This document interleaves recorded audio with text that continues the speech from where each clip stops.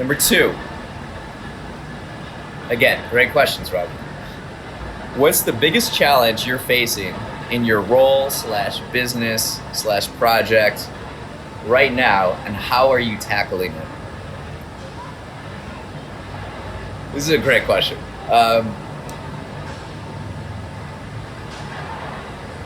What I have found, I think my two biggest obstacles right now, or challenges, is marketing. Let's stick with marketing first, which is a strange thing.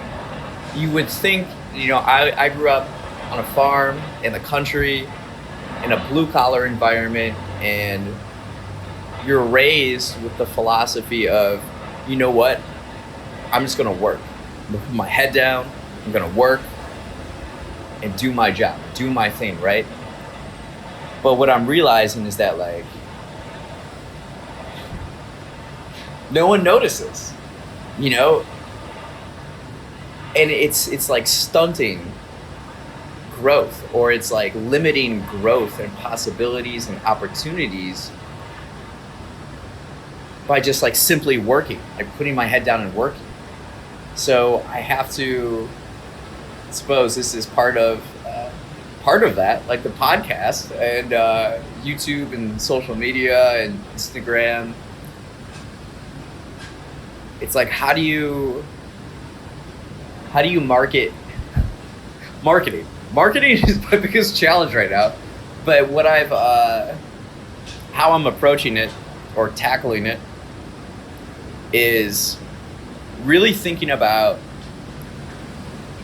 systems and processes. And if you've been following the podcast, you've noticed we've gone in a more like science and technology direction. A lot of that has to do with me just being curious about how scientists, engineers, people who are more analytically minded, like how they go about getting the results that they want, or finding answers, or exploring ideas, and then applying those to my own life creatively. So systems, processes, and this is something that of sports coaches that I've learned about and have applied concepts from: Phil Jackson, Nick Saban, Bill Belichick, Pete Carroll, just to name a few, the main ones I would say.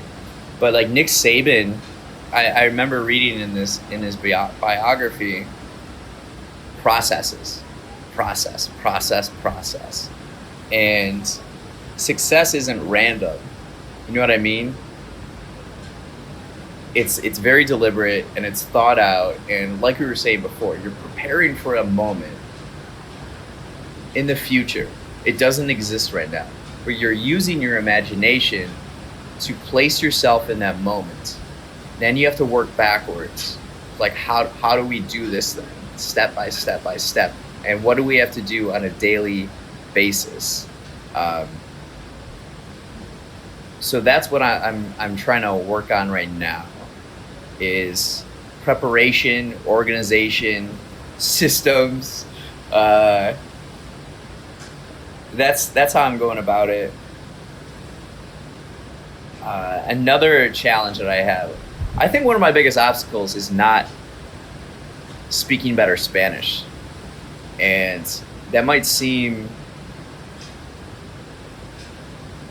like an odd answer, but I'm here in the United States, in North America, and if one knows Spanish, the amount of people that you can talk to and communicate with in the Americas is just astronomical. And I'm limiting myself by not taking the time and effort to learn the Spanish language. I like generally know like basic amounts, and words and like sentence structure, but I could do a better job at it. So what I'm trying to do is learn the most. Like I probably know at least 100 words for sure. 100, then like 250 most frequently used words in the Spanish language and environments. Then 500, then maybe 750, and then and just keep doing that and keep practicing, so that in the hopefully near future I can go and I can talk to. And on the podcast, we've run into the situation where like I've reached out to people and they decline coming on because they don't feel confident in their English speaking ability. But that's kind of, I see it on me of, if I learn Spanish, I can reach more people. We can have more people on, and it doesn't matter. There's no like requirement for the podcast to be in English or Spanish only. Just talk to people, and that's what I love doing, is exploring my curiosity through people and subjects from all around the world. So those are two challenges that I have. As far as the Spanish, how I'm tackling it, I don't want to learn through screens. So what I have is a dictionary, and also one of my favorite books is The Alchemist by Paulo Coelho. He's a Brazilian writer, and I have a English and then a Spanish version. So I'm like trying to read them simultaneously, and it takes me like an hour. Or when I did try this, it takes me like an hour to get through one page. But again, persistence, got to keep at it, got to do it on like a more frequent daily basis. So those are the things, like taking big challenges and ideas and breaking them down into systems, processes, organization. I'm not. To organized people, I don't seem organized. And then to unorganized people, I seem very organized. So I'm somewhere in the middle, and just got to figure this stuff out, right?